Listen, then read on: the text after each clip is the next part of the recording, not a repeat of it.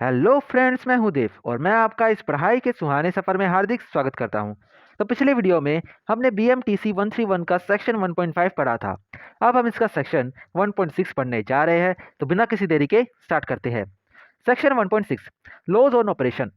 You must be familiar with the laws of distribution that connects the operations of multiplication and addition of real number, namely इस तरीके से। तो ये बोल रहा है कि आप फेमिलियर होंगे कि लॉ ऑफ डिस्ट्रीब्यूशन से, जो कि अगर आप रियल नंबर के ऊपर देखें तो ऑपरेशन जो है मल्टीप्लिकेशन का उसको डिस्ट्रीब्यूट करता था एडिशंस के ऊपर। तो इस तरीके से दिखा रखा है यहाँ पे किस तरीके से डिस्ट्रीब्यूट करता था वो। यहाँ पे बोल रखा है कि ए मल्टीप्लाइज बी प्लस सी, तो ये डिस्ट्रीब्यूट कर देता है मल्टीप्लिकेशन ऑफ ए को बी और सी के ऊपर, यानी कि इस एडिशन के ऊपर डिस्ट्रीब्यूट कर देता है। तो ये हो जाता है A multiplied by B plus A multiplied by C for all A B C belongs to real number. तो ये जो है इस स्टेटमेंट के लिए हमेशा ट्रू रहेगा। Here we say that multiplication distributes over addition. इस केस में हम ये बोलते हैं कि मल्टीप्लिकेशन जो है वो डिस्ट्रीब्यूट करता है एडिशन के ऊपर। We have similar laws governing the operations on sets that you have studied so far. हमारे पास में ऐसे ही सिमिलर लॉज हैं जो कि गवर्न करते हैं ऑपरेशन ऑफ सेट्स को, जो कि हमने यहाँ पे पढ़ा है। तो ऐसे ही सिमिलर लॉज जो है गवर्न करते हैं सेट्स को भी। You shall study two kinds of such laws in this section. तो ऐसे ही दो लॉ जो है हम इस सेक्शन में पढ़ेंगे, यानी कि सेक्शन 1.6 में पढ़ेंगे। तो अब आते हैं हम सब सेक्शन 1.6.1 पे, जो कि है डिस्ट्रीब्यूटिव लॉ। तो डिस्ट्रीब्यूटिव लॉज के बारे में हम पढ़ेंगे। The name of this laws may give you an idea of what to expect here. तो ये जो नाम है डिस्ट्रीब्यूटिव, तो ये हमें बता रहा है, एक आइडिया दे रहा है कि यहाँ पे क्या बात हो रही है। यहाँ पे डिस्ट्रीब्यूट करेंगे हम जो ऑपरेशन है उनको किसी और ऑपरेशन के ऊपर। May be some process like that in arithmetic. तो अर्थमेटिक की तरह ही होगा ये कुछ। Let us look at an example. तो एग्जांपल से देखते हैं अब। एग्जांपल नंबर 10, चेक करिए वेदर और not N intersection Q union R जो है वो इक्वल टू है N intersection Q union N intersection R. तो इनके इक्वल है कि नहीं है, ये चेक करना है।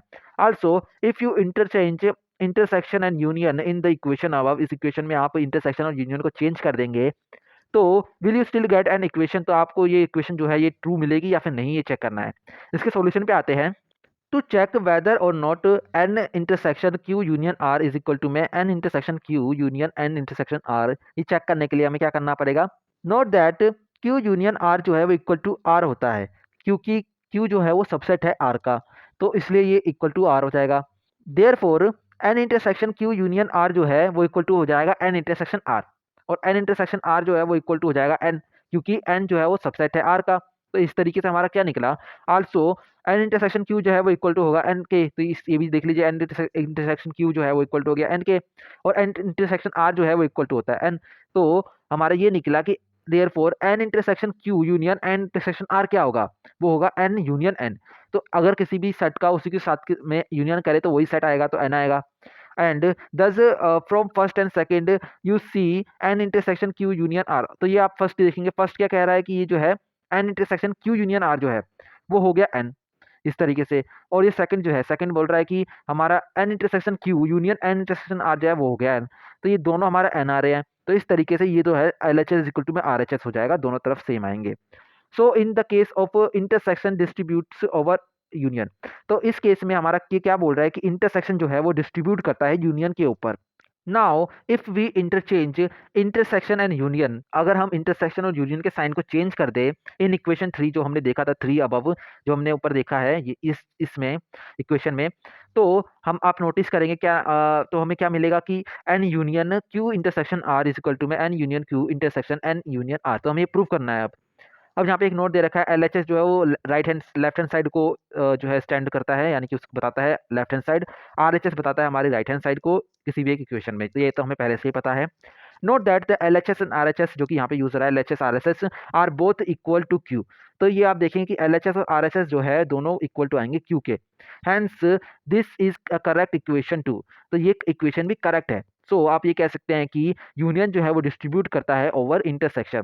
तो यानी कि डिस्ट्रीब्यूट जो है यूनियन और इंटरसेक्शन वो एक दूसरे के ऊपर प्रॉपर्ली डिस्ट्रीब्यूट करते हैं। यहाँ पे ये बता रखा है what this example shows us is a particular case of the following theorem. तो जो एग्जांपल हमें ये बता रहा है यहाँ पे थ्योरम के रूप में दिखा रखा है। Theorem number 3, law of distributivity. तो ये होता है लॉ ऑफ डिस्ट्रीब्यूटिविटी क्या है, लेट कर लीजिए आप सेट है A B C. Of 3 subsets of universal set U. तो यूनिवर्सल सेट यू के ये 3 सबसेट्स हैं। Then A intersection B intersection C जो है वो इक्वल टू होगा A intersection B union A intersection C, जो कि हमने यहाँ पे प्रूव भी कर दिया है। That is intersection distributes over union, जो कि ये बोल रहा है कि इंटरसेक्शन जो है वो डिस्ट्रीब्यूट करता है यूनियन के ऊपर। और इसी तरीके से यहाँ पे ये दिखा रखा है, यहाँ पे साइन चेंज कर दिया, A union B intersection C is equal to में A union B intersection A union C. This is union distributes over intersection. और यहाँ पे दिखा रहा है कि यूनियन जो है वो डिस्ट्रीब्यूट करता है इंटरसेक्शन के ऊपर। प्रूफ, इसके बाद में यहाँ पे हमें प्रूफ दे रखा है।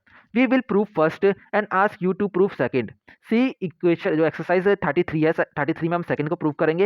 यहाँ पे सिर्फ यहाँ पे फर्स्ट को प्रूव करके दिखा रखा है। तो फर्स्ट को देखते हैं।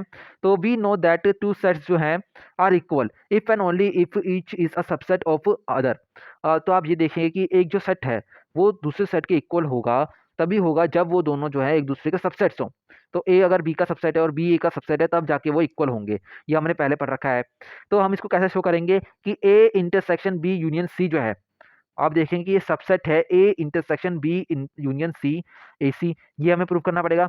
और ये प्रूव करना पड़ेगा कि A intersection B union A intersection C जो है वो सबसेट है A intersection B union C का।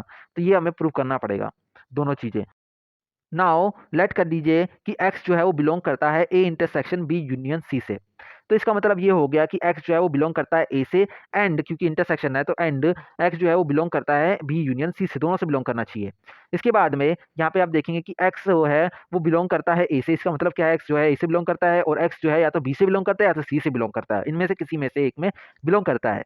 और इसके बाद में आप देखेंगे कि x जो है वो a से बिलोंग करता है और b से बिलोंग करता है, या फिर x जो है वो a से बिलोंग करता है या c से बिलोंग करता है, इन दोनों में से कोई एक कंडीशन हो सकती है। अब इस कंडीशन को आप सिंबॉलिकली अगर लिखेंगे इसका मतलब होता है x जो है वो बिलोंग करता है a इंटरसेक्शन b से, या फिर x जो है वो बिलोंग करता है a इंटरसेक्शन c से, इन दोनों को ये मतलब निकलता है। इसके बाद में अगर आप इसको भी कंबाइन कर देंगे तो इसका मतलब ये निकलता है कि x जो है वो बिलोंग करता है a intersection b union a intersection c से। तो हमारा ये एक चीज तो प्रूव होगी कि a intersection b union c जो है वो सबसेट है a intersection b union a intersection c का। तो यहाँ पे so we have proved the first inclusion. तो फर्स्ट जो है वो हमने निकाल दिया है, जो इंक्लूजन है फोर्थ यानी कि इक्वेशन हमने प्रूव कर दी है। अब हम फिफ्थ को प्रूव करेंगे। Let x belongs to A intersection B union A intersection C से हम ये मान लेते हैं कि इससे बिलोंग करता है। इसका मतलब ये हो गया कि एक्स जो है वो बिलोंग करता है ए इंटरसेक्शन बी, या फिर एक्स बिलोंग करता है ए इंटरसेक्शन सी से, या तो इससे बिलोंग करता है या तो इससे बिलोंग करता है, तो इनमें से किसी एक में से बिलोंग करेगा ये। तो इसका मतलब ये हो गया कि एक्स जो है वो बिलोंग करता है ए से, एंड एक्स जो है बिलोंग करता है वो बी से। तो एक्स या तो ए से और बी से बिलोंग करेगा, या तो फिर एक्स जो है वो ए या फिर बी जो है ए और बी से बिलोंग करेगा, तो इन दोनों में से किसी एक में से बिलोंग करेगा वो। इसके बाद में हम यहाँ पे देखेंगे ए जो है वो कॉमन है तो हमने बाहर निकाल दिया। तो हमने बोला एक्स जो है वो ए से बिलोंग करेगा और एक्स जो है वो या तो बी से बिलोंग करेगा या तो सी से बिलोंग करेगा, इनमें से किसी एक में से बिलोंग करेगा। अब इसको अगर हम सिंबॉलिकली लिखे तो हम लिखेंगे x belongs to A and x जो है वो बी यूनियन सी से बिलोंग करेगा। हमने ये सिंबॉलिकली लिख दिया यहाँ पे। इसके बाद में हमारा अगर आप देखेंगे तो एक्स जो है वो बिलोंग करेगा A intersection B union C से। तो यहाँ पे भी हमने ये जो है फिफ्थ इक्वेशन जो है वो प्रूव कर दी है, जो कि हो जाएगी A intersection B union A intersection C जो है वो सबसेट हो गया A intersection B union C का। So we have proved fifth हमने प्रूव कर दिया है। And has first is of theorem, और फर्स्ट जो थर्ड थ्योरम है उसका फर्स्ट पार्ट हमने प्रूव कर दिया है। Did you notice that our agreement of proving 5 is just the reverse of our agreement of proving 4? आप ये नोटिस करेंगे कि फिफ्थ जो हमने ये प्रूव किया है जिस तरीके से, वो रिवर्स है जो हमने प्रूविंग की थी फोर्थ की उसका। In fact we could have combined the proofs of fourth and fifth. हम एक तरीके से फोर्थ और फिफ्थ का जो प्रूफ है उसको कंबाइन कर सकते थे टू वे इम्प्लीकेशन के द्वारा, एज फॉलोज, इस तरीके से कि मान लेते कि एक्स जो है बिलोंग करता है इंटरसेक्शन बी यूनियन सी से, और implies and implied by x belong करता है ए से एंड एक्स बिलोंग करता है बी यूनियन सी से, implies and implied by x belong करता है ए से एंड एक्स बिलोंग करता है बी या फिर सी से, implies and implied by x belong करता है ए से एंड एक्स बिलोंग करता है बी से, या फिर एक्स जो है वो बिलोंग करता है ए से या फिर एक्स बिलोंग करता है सी से, and is implied and implied by बोलेंगे कि एक्स जो है वो बिलोंग करता है इंटरसेक्शन बी से, या फिर एक्स जो है बिलोंग करता है इंटरसेक्शन सी से, and is implied and implied by आप बोलेंगे कि एक्स जो है बिलोंग करता है A intersection B union A intersection C से। तो इस तरीके से हमारा ये जो है ये दोनों ही एक साथ में प्रूव हो जाएगा। This proves the theorem first. इस तरीके से हम थ्योरम 1 को प्रूव कर सकते हैं। इन फिगर 14 जो ये फिगर 14 है, we have given a Venn diagram representing the theorem first. तो ये जो है यहाँ पे एक फिगर दे रखी है जो कि हमारे जो थ्योरम 3 के फर्स्ट पार्ट है उसको रिप्रेजेंट कर रही है यहाँ पे। Now try to solve the following exercise. अब ये बोल रहा है कि आपको ये फॉलोइंग एक्सरसाइज जो है इसको सोल्व करना चाहिए using the two way implication, two way implication का इस्तेमाल करते हुए। तो इसके बाद में हमारा आता है एक्सरसाइज 32। तो आप उसको एक बार ट्राई कर लीजिए, उसके बाद में हम इस पे आते हैं। तो चलिए अब एक्सरसाइज 33 पे आते हैं। Prove second of theorem 3। Theorem 3 का हमें सेकंड पार्ट को प्रूव करना है। Also represent this statement in a Venn diagram. और इस जो स्टेटमेंट है इसको वेन डायग्राम के रूप में भी दिखाना है। तो चलिए अब एक्सरसाइज 33 के आंसर पे आते हैं। यहाँ पे आप देखेंगे x belongs to A union B intersection C जो हमें दिखा रखा था। एक साइड में मान लेते हैं कि x जो है A union B intersection C है। तो इसका मतलब ये होगा कि इसका implies and implied by x जो है वो a से बिलोंग कर रहा है, या तो फिर x जो है वो b इंटरसेक्शन c से बिलोंग कर रहा है। इस implies and implied by x belongs to a और x belongs to b and x belongs to c। इसका मतलब ये है कि x जो है वो या तो a से बिलोंग करेगा, या तो a b से बिलोंग करेगा, या फिर c से बिलोंग करेगा। तो ये बोल रहा है कि x जो है वो या तो a से बिलोंग करेगा या फिर b और c से बिलोंग करेगा। इसका मतलब ये हुआ कि x जो है वो a से बिलोंग करेगा, या तो x जो है वो b से बिलोंग करेगा, और या तो x जो है वो a से बिलोंग करेगा या x c से बिलोंग करेगा। तो इन दोनों में से है, यानी कि a से बिलोंग करेगा एंड a या c से बिलोंग करेगा, यानी कि इनका कॉम्बिनेशन टाइप में हो गया ये। इसके बाद में हम ये लिखेंगे कि x जो है वो a यूनियन b से बिलोंग करेगा। हमने इसका मतलब निकाल दिया, और का मतलब होता है यूनियन। आप देखेंगे और का मतलब यूनियन होता है, एंड का मतलब इंटरसेक्शन। तो x जो है वो a यूनियन b से बिलोंग करेगा, इसी तरीके से x जो है वो a यूनियन c से बिलोंग करेगा। इसका मतलब ये हुआ कि x जो है वो बिलोंग करेगा a union intersection a union c, a union b intersection a union c से बिलोंग करेगा। तो यहाँ पे हमारा ये प्रूफ हो गया है दोनों, यानी कि क्योंकि हमने टू साइड इम्प्लीकेशन जो है उसका इस्तेमाल किया है, तो यानी कि ये उल्टा भी एकदम ट्रू है। तो यानी कि हमने इसको जो है सबसेट इसका दिखा दिया और इसको सबसेट इसका दिखा दिया। ये एक कॉमन तरीका हो गया, आसान तरीका। तो यहाँ पे हमारा ये प्रूफ हो गया, ये इक्वल टू है। हैंस द थ्योरम थर्ड का जो सेकंड पार्ट था वो प्रूफ हो गया है।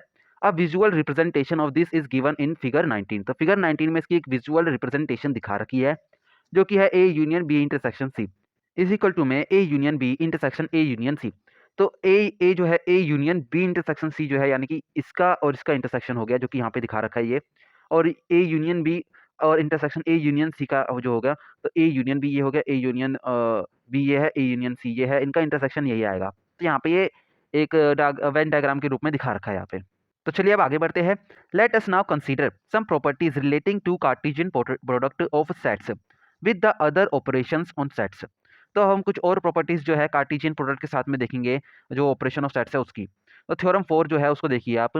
फॉर एनी 3 सेट्स, कोई भी 3 सेट्स के लिए A B C, prove that A union cross C is equal to में A cross C union B cross C. हमें ये प्रूव करना है। This is the Cartesian product of sets distributes over the union of sets. तो ये बोल रहा है कि कार्टेशियन प्रोडक्ट है जो सेट का, वो डिस्ट्रीब्यूट करता है यूनियन जो है यूनियन ऑफ सेट्स के ऊपर। तो ये हमें यहाँ पे दिखाना है। तो इसके प्रूफ के लिए हम क्या करेंगे, हम लेट कर लेंगे ए जो है वो सबसेट है ए यूनियन बी का, और इसी तरीके से बी भी जो है वो सबसेट होता है ए यूनियन बी का, क्योंकि ये यूनिवर्सली नॉन है। इसके बाद में आप देखेंगे कि ए जो क्रॉस सी जो है वो सबसेट होगा ए यूनियन बी क्रॉस सी का, और इसी तरीके से सिमिलरली बी क्रॉस सी जो होगा वो सबसेट होगा ए यूनियन बी क्रॉस सी का। तो ये एक तरीके से हो गया, ये दोनों प्रूफ है। देयरफॉर ए cross C union B cross C जो होगा वो सबसेट हो जाएगा ए यूनियन बी क्रॉस सी का। तो यहाँ पे आप देख सकते हैं ए जो है सबसेट हो गया इसका। तो इसका मतलब ये हुआ, और ए जो ए क्रॉस सी जो है वो सबसेट हो गया इसका। क्यों? क्योंकि आप देखेंगे ए क्रॉस सी, तो फर्स्ट एलिमेंट जो है वो बिलोंग करना चाहिए इससे, अगर सबसेट है तो फर्स्ट एलिमेंट जो है वो ए यूनियन बी से बिलोंग कर रहा है, यहाँ पे दिखा रखा है, और सी तो ऐसे ही रहा। तो इसका मतलब ये होगा कि ए क्रॉस सी जो है वो ए यूनियन बी से ए और क्रॉस सी से बिलोंग कर रहा है। इसी तरीके से बी का भी सेम टू सेम इसी तरीके से दिखा रखा है। और जब हम इन दोनों का यूनियन कर देंगे तो इनका यूनियन जो है वो भी इससे बिलोंग करेगा। So we need to prove that A union B cross C is the subset of A cross C union B cross C। अब हमने ये तो प्रूव कर दिया एक साइड का, अब हमें दूसरी तरफ से भी इसको प्रूव करना पड़ेगा, तभी ये इक्वल हो पाएगा। तो उसके लिए हम क्या करेंगे, for this consider any ordered pair X Y belongs to A union B cross C. अब हम ये मान लेते हैं कि कोई भी ऑर्डर्ड पेयर है एक्स वाई, वो बिलोंग करते हैं A union B cross C से। इसका मतलब ये हुआ कि एक्स जो है वो ए यूनियन बी से बिलोंग करता है और वाई जो है वो सी से बिलोंग करता है। इसका मतलब ये हुआ कि x जो है वो a से बिलोंग करता है, या फिर x जो है वो b से बिलोंग करता है, और y जो है वो c से बिलोंग करता है। और इसका मतलब ये हो जाएगा कि एक्स वाई जो है ये एलिमेंट जो है ये बिलोंग करेगा a क्रॉस c से, या फिर एक्स वाई जो है वो बिलोंग करेगा b क्रॉस c से। इन दोनों में से कोई एक कंडीशन होगी। इसका मतलब ये हुआ कि एक्स वाई जो है वो ए cross C union B cross C से बिलोंग करेगा। यहाँ पे आप नोट करेंगे फिर से, और का मतलब होता है यूनियन और एंड का मतलब होता है इंटरसेक्शन। तो यहाँ पे और आ रहा है तो यहाँ पे यूनियन लग गया। हैंस 6 इज प्रूफ, जो 6th पार्ट था हमारा, जो 6th इक्वेशन थी ये वाली, ये प्रूफ हो गई है। And the theorem is proof, तो थ्योरम हमारी प्रूफ हो गया कि ये दोनों जो है A union B cross C is equal to में होता है A cross C union B cross C, यानी कि कार्टेशियन प्रोडक्ट जो है वो डिस्ट्रीब्यूट करता है यूनियन के ऊपर। Why not try an exercise now, अब ये बोल रहा है कि हमें ये एक्सरसाइज करनी चाहिए जो कि है हमारी एक्सरसाइज नंबर 34। तो आप इसको पहले एक बार ट्राई कर लीजिए, उसके बाद हम इस पे आते हैं। तो चलिए अब हम एक्सरसाइज 34 पे आते हैं। Prove that A intersection B cross C is equal to में A cross C intersection B cross C. तो ये बोल रहा है कि कार्टेशियन प्रोडक्ट जो है वो डिस्ट्रीब्यूट करता है इंटरसेक्शन के ऊपर, ये अभी हमें प्रूव करना है। तो चलिए अब एक्सरसाइज 34 के आंसर पे आते हैं। एक्स वाई जो है एलिमेंट, ये इसको मान लेते हैं कि हम ये बिलोंग करता है A intersection B cross C से, और इसका मतलब ये हो जाएगा is implied and implied by x जो है वो बिलोंग करता है ए इंटरसेक्शन बी से, एंड एक्स वाई जो है वो बिलोंग करता है सी से, क्योंकि इसका फर्स्ट एलिमेंट है तो फर्स्ट इससे बिलोंग करेगा वो एक्स, और वाई जो है वो इससे बिलोंग करेगा। तो ये हो गया।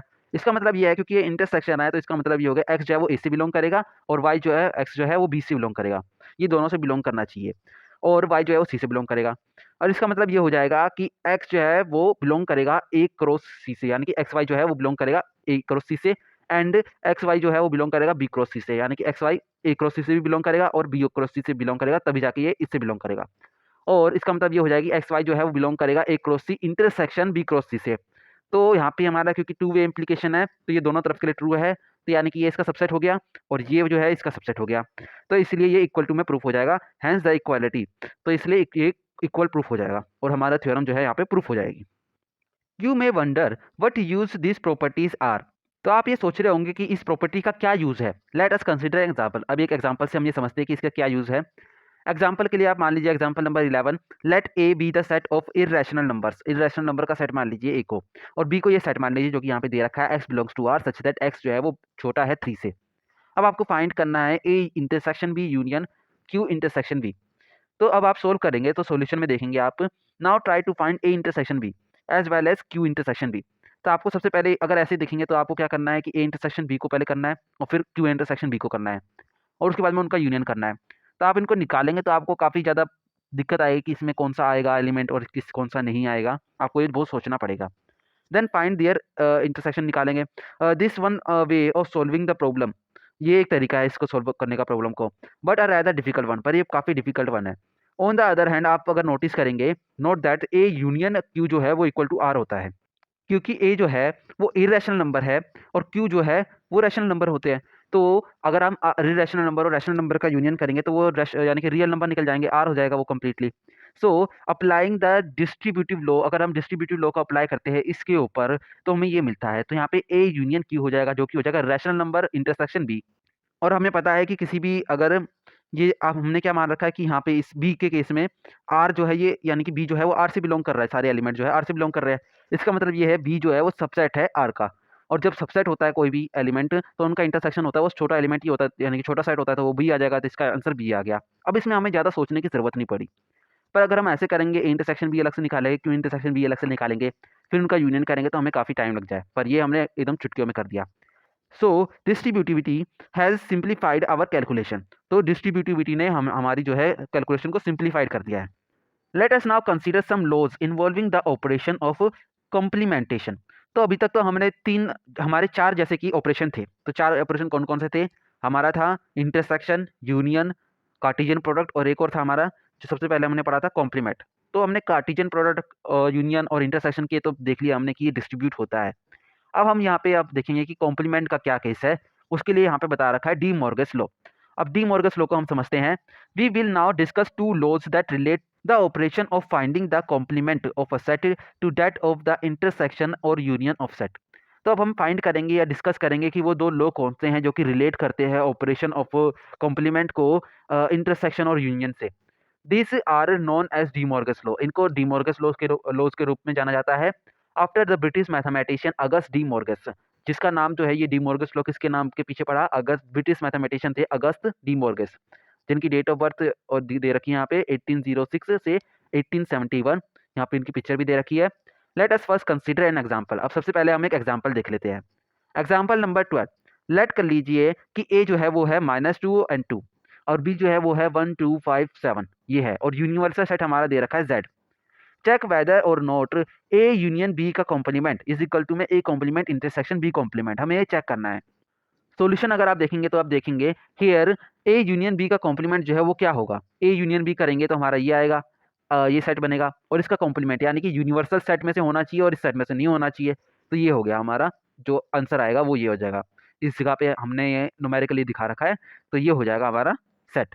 अब इसके बाद में आप देखेंगे also A complement intersection B complement जो होगा वो क्या होगा, वो हो जाएगा ए का जो एलिमेंट है, ए जो एलिमेंट है ए सेट का और जेड से उसका कॉम्प्लीमेंट, नहीं जेड से होना चाहिए, ए से नहीं होना चाहिए, और इसका इंटरसेक्शन जेड से होना चाहिए, और बी जो सेट है इसका ऐसे इस तरीके से हो जाएगा।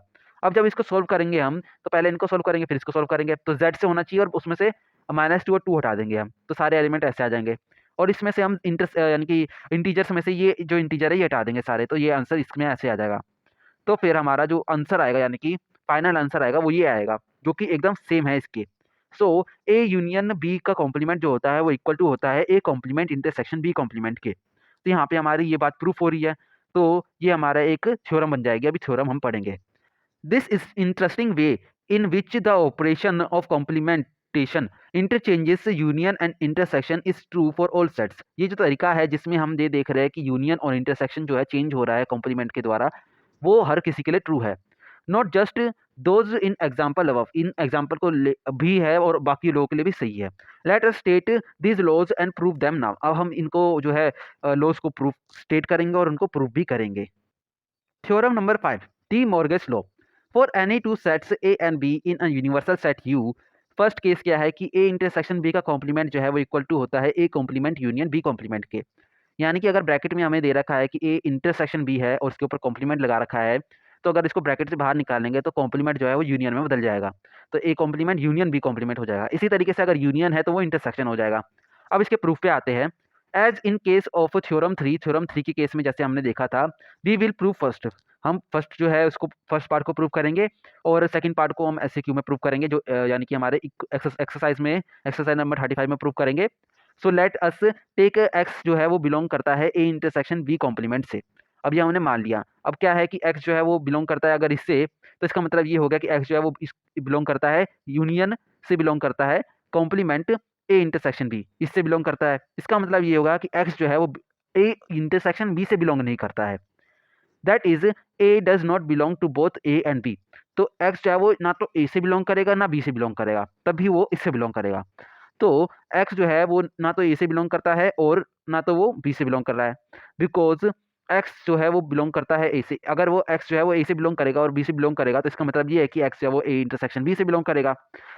तो ये किसी में से भी बिलोंग नहीं करता है, ना ए से बिलोंग करता है ना एक्स जो है वो बी से बिलोंग करता है। इसका मतलब ये हो जाएगा कि एक्स जो है अगर ए से बिलोंग नहीं कर रहा है तो एक्स जो है बिलोंग करेगा ए कॉम्प्लीमेंट से, और एक्स जो है वो बी को बिलोंग करेगा बी कॉम्प्लीमेंट से, सेम टू सेम इसी तरीके से। और इसका मतलब ये होगा क्योंकि यहाँ पे ये और है, तो और का मतलब हमें पता है यूनियन होता है, तो इसका मतलब ये हो जाएगा कि एक्स जो है वो बिलोंग करेगा A complement union B complement से। और यहाँ पे टू वे इम्प्लीकेशन है, तो यानी कि ये उल्टा भी, उल्टा अगर इसको ट्रेस करेंगे तो वो भी ट्रू है। तो इसी तरीके से यहाँ पे आ जाएगा कि ए इंटरसेक्शन बी का कॉम्प्लीमेंट जो है वो इक्वल टू होता है A complement union B complement के। The De Morgan's laws can be quite useful for using the operation efficiently. De Morgan's law जो है ये बहुत ज़्यादा यूजफुल होते हैं ऑपरेशंस को efficiently यूज करने के लिए। Consider the following example. अब इसके लिए हम एक एग्जाम्पल देख लेते हैं किस प्रकार हम इसको यूजफुली जो है करते हैं सॉल्व। एग्जाम्पल नंबर 13 देखते हैं। Consider the set Z. Set Z को आप मान लीजिए कि एक सेट है इंटीजर्स का। अब जो आप देखेंगे कि ए जो है वो इक्वल टू दे रखा है हमारा कि x belongs to q such that x जो है वो √2 से बड़ा है। तो इसका मतलब ये हुआ, और यूनिवर्सल सेट हमारा q है। तो यहाँ पे 3 सेट्स हो गए z, a और q। तो आपको फाइंड करना है कि a complement union z complement क्या होगा। तो अब ये देखेंगे कि आप सॉल्यूशन अगर आप देखेंगे, नाउ a कॉम्प्लीमेंट जो है वो क्या है, वो हो गया x belongs to q such that x जो है वो √2 से छोटा है। इस तरीके से, क्योंकि अगर आप देखेंगे कि x जो है वो ये है, अगर ये है वो तब है जब ए जो है वो बिलोंग कर रहा है, एक्स जो है ए से बिलोंग कर रहा है। जब एक्स ए से बिलोंग नहीं करेगा तो एक्स जो है वो इससे बिलोंग नहीं करेगा, तो यानी कि वो किससे बिलोंग करेगा, इससे बिलोंग करेगा। यहाँ पे हमने कंडीशंस को उल्टा कर दिया, क्योंककि एक्स जो है वो √2 से बड़ा होना चाहिए, हमने यहाँ पे बोल दिया कि वो √2 से छोटा है। तो इससे बिलोंग कर रहा है। और फिर इसके आगे देखेंगे जेड कॉम्प्लीमेंट जो होगा वो हो जाएगा क्यू इंटर कॉम्प्लीमेंट जेड, तो क्यू कॉम्प्लीमेंट जेड जो है वो हो जाएगा जेड कॉम्प्लीमेंट। अब यहाँ पे देखेंगे can we write A complement union Z complement in a manner that its element are clear to us. अब हम क्या एक कॉम्प्लीमेंट यूनियन जेड कॉम्प्लीमेंट को कुछ इस तरीके से लिख सकते हैं कि इसके एलिमेंट कुछ क्लियर हो जाए हमारे सामने। यहाँ पे आप देखेंगे यहाँ पे ये जो एलिमेंट है और ये एलिमेंट है ये क्लियर नहीं है, हमने लिख तो दिया पर ये क्लियर नहीं है कि ये एलिमेंट क्या क्या है। इट डजंट सीम सो, पर ये इधर दिख नहीं रहा है कि ये एलिमेंट जो है क्लियर है। However by De Morgan's law, अगर हम डी मॉर्गस लॉ को अप्लाई करें तो A complement union Z complement जो है वो इक्वल टू हो जाएगा ए इंटरसेक्शन जेड का कॉम्प्लीमेंट का। तो अगर हम ए इंटरसेक्शन जेड का अगर कॉम्प्लीमेंट करें तो पहले तो हमें ए इंटरसेक्शन जेड निकालना पड़ेगा। तो वो क्या हो जाएगा, वो हो जाएगा एक्स जो है वो जेड से बिलोंग करना चाहिए, क्योंकि यहाँ पे तो क्यों दे रखा था, पर ये जेड से होना चाहिए तो जेड होना चाहिए, और एक्स जो है वो बड़ा होना चाहिए √2 से। तो इसका मतलब ये होगा कि एक्स जो है वो क्या क्या आएंगे, इसके एलिमेंट्स क्या क्या आएंगे 2 3 4 ऐसे करके सारे इंटीजर्स आ जाएंगे यहाँ पे। इसके बाद में इसका कॉम्प्लीमेंट करेंगे तो क्या हो जाएगा, यूनिवर्सल सेट जो है हमारा क्यू जो है यूनिवर्सल सेट, उसका करेंगे Q complement A intersection Z हो जाएगा, ये ए इंटरसेक्शन जेड का कॉम्प्लीमेंट। तो ये क्या हो जाएगा, इक्वल टू हो जाएगा क्यू इंटरसेक्शन 2 3 4 5। अब ये क्वाइट क्लियर है कि यहाँ पे ये एलिमेंट नहीं आएंगे क्यू में, और ये जो है ये जो यानी कि ए इंटरसेक्शन जेड कॉम्प्लीमेंट जो होता है ये इक्वल टू होता है A complement union Z complement के, जो कि हमें पूछ रखा था। तो अब ये क्लियर होगा कि ये क्या होता है, क्यू इंटर कॉम्प्लीमेंट 2 3 4 5 ऐसे करके सारे इंटीजर से। ये एक क्लियर वे है लुक करने के लिए इन सेट्स को, यानी कि समझने के लिए कि ये सेट्स कौन कौन से हैं, ये क्लियर वे है, एक तरीके से क्लियरली दिखा रहा है। Now try the following exercise. अब ये बोल रहा है कि हमें ये ट्राई करने चाहिए एक्सरसाइजेस को, अब ये ट्राई करना चाहिए, तो आपको एक बार आप इसको एक बार ट्राई कर लीजिए, उसके बाद हम इस पे आते हैं। तो चलिए अब हम एक्सरसाइज 35 पे आते हैं। प्रूफ सेकंड ऑफ थ्योरम 5, तो हमें थ्योरम 5 का सेकंड पार्ट को प्रूफ करना है। तो चलिए अब एक्सरसाइज 35 के आंसर पे आते हैं। आप मान लीजिए कि एक्स जो है वो बिलोंग करता है ए यूनियन बी कॉम्प्लीमेंट से। इसका मतलब ये हो जाएगा is implied and implied by, क्या हो जाएगा कि एक्स जो है वो बिलोंग करता है doesn't belongs to A union B, क्योंकि यहाँ पे कॉम्प्लीमेंट दे रखा है तो ए यूनियन बी से बिलोंग नहीं कर रहा है। इसका मतलब ये हो जाएगा कि एक्स जो है वो ना तो ए से बिलोंग करता है ना तो बी से बिलोंग करता है। तो इसका मतलब ये होगा कि ए एक्स जो है वो बिलोंग करता है ए कॉम्प्लीमेंट से, और एक्स जो है वो बिलोंग करता है बी कॉम्प्लीमेंट से। तो इसका मतलब ये होगा कि एक्स जो है वो बिलोंग करता है A complement intersection B complement से। और यहाँ पे जब टू वे इम्प्लीकेशन यहाँ पे दिखा रखा है तो इसका मतलब ये है कि अगर हम उल्टा ट्रेस करेंगे तो वो भी ट्रू होगा। तो इसका मतलब ये हो गया कि ये जो है ये इसका सबसेट हो गया, ये जो है इसका सबसेट हो गया। तो यानी कि ये इक्वल टू प्रूफ हो जाएंगे कि ए यूनियन बी कॉम्प्लीमेंट जो होता है वो इक्वल टू होता है A complement intersection B complement के। तो चलिए अब हम एक्सरसाइज 36 पे आते हैं। Verify De Morgan's law for A and B, where A जो है वो ये दे रखा है, बी जो है वो ये दे रखा है। For convenience you can take universal set is equal to में 1 2 3 4, हम यूनिवर्सल सेट 1 2 3 4 मान सकते हैं। यूनिवर्सल सेट जो है इक्वल टू है ए यूनियन बी के, ये हमने यूनिवर्सल सेट मान लिया। Of course the law will continue to hold true with any other U. आप ये देख सकते हैं कि यूनिवर्सल सेट के ऊपर ये डिपेंड नहीं करता, ये जो लॉ है, तो आप कुछ और यूनिवर्सल सेट भी ले सकते हैं, पर कन्वीनियंस के लिए हमने ये ले रखा कि ए यूनियन बी है। तो हमें ये जो है वेरीफाई करना है कि डी मॉर्गस लॉ जो है इसके लिए ट्रू है कि नहीं है। तो चलिए अब हम एक्सरसाइज 36 के आंसर पे आते हैं। ए यूनियन बी जो है वो हमारा यूनिवर्सल सेट है। तो इसका मतलब ये हो गया कि ए कॉम्प्लीमेंट जो है ए यूनियन बी का कॉम्प्लीमेंट जो होगा वो हो जाएगा 5, क्योंकि यूनिवर्सल सेट को हम हटा देंगे तो कोई एलिमेंट बचेगा ही नहीं। तो इसका मतलब ये हो गया आल्सो, अगर आप देखेंगे ए कॉम्प्लीमेंट जो है वो होगा क्या होगा 3 और 4 हो जाएगा, और बी कॉम्प्लीमेंट जो है 1 होगा। तो इसका मतलब ये है कि A complement intersection B complement जो है वो भी 5 होगा। तो आप ये देखेंगे देयरफॉर ए यूनियन बी का कॉम्प्लीमेंट जो कि हमारा होगा वो इक्वल टू होगा A complement intersection B complement के, क्योंकि A union B universal set है उसका कॉम्प्लीमेंट 5 आ गया। ए जो है वो ये ए कॉम्प्लीमेंट ये रहा, बी कॉम्प्लीमेंट ये रहा, इनका इंटरसेक्शन करेंगे वो भी 5 है। तो यानी कि ये दोनों प्रूफ हो गए।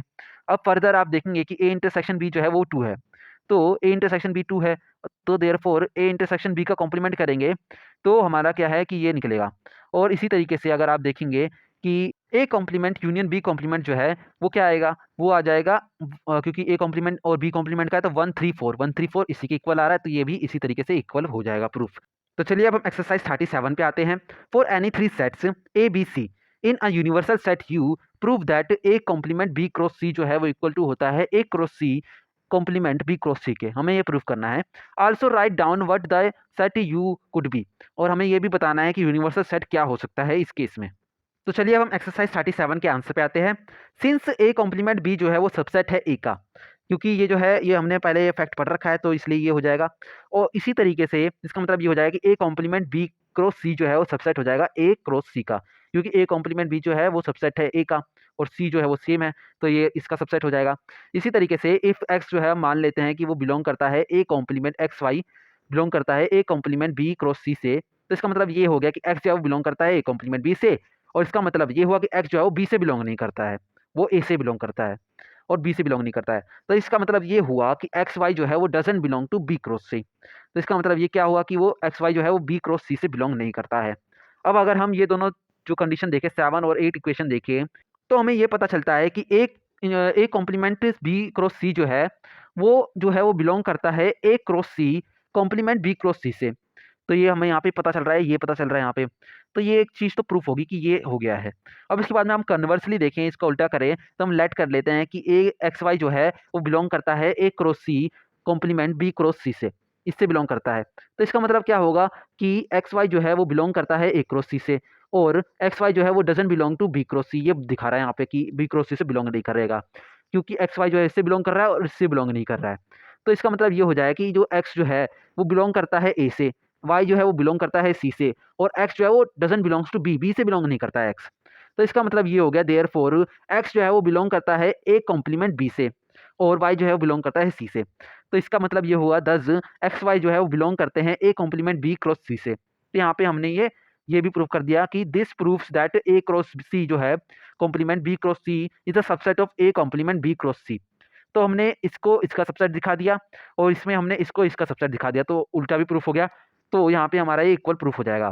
तो 9 और 10 को देखेंगे, यानी कि 9 ये वाला सेक्शन और 10 ये वाला सेक्शन को देखेंगे टुगेदर, प्रूव द इक्वालिटी। ये इक्वालिटी को हमारे प्रूव कर रहा है। One possibility of you is, एक यूनिवर्सल सेट की हमारी पॉसिबिलिटी मानी थी कि यूनिवर्सल सेट क्या हो सकता है, तो क्या हो सकता है A cross C union B हो सकता है वो, कि हमने दिखा दिया कि यूनिवर्सल सेट क्या है, A cross C union B. तो चलिए अब हम एक्सरसाइज 38 पे आते हैं। Is the statement for any three sets A B C, ये स्टेटमेंट जो है ये ट्रू होगी, ये पूछ रहा है कि A complement B cross C जो है वो इक्वल टू है A complement B cross C के। ये स्टेटमेंट क्या ट्रू होगी? Give reason for your answer, और आपको अपने आंसर के लिए रीजन भी देना है। तो चलिए अब हम एक्सरसाइज 38 के आंसर पे आते हैं। Any element of A complement B cross C is an ordered pair, कोई सा भी एलिमेंट हो जो कि ए क्रॉस सी से बिलोंग, यानी ए कॉम्प्लीमेंट बी क्रॉस सी से बिलोंग करे, वो एक ऑर्डर्ड पेयर होगा। वेयर ए जो है वो बिलोंग कर रहा है ए से और सेट ए से, और ए जो है वो doesn't belongs to set B, और सी जो है वो बिलोंग कर रहा है सी से। तो ऑन द अदर हैंड अगर हम दूसरी ओर देखें, any element of A complement B cross C जो है, इसका क्या हो जाएगा, is an element of A and not a pair. तो इस केस में क्या है कि ये जो है ये सेट के जो एलिमेंट होंगे वो सारे एलिमेंट्स होंगे और ऑर्डर्ड पेयर नहीं होंगे।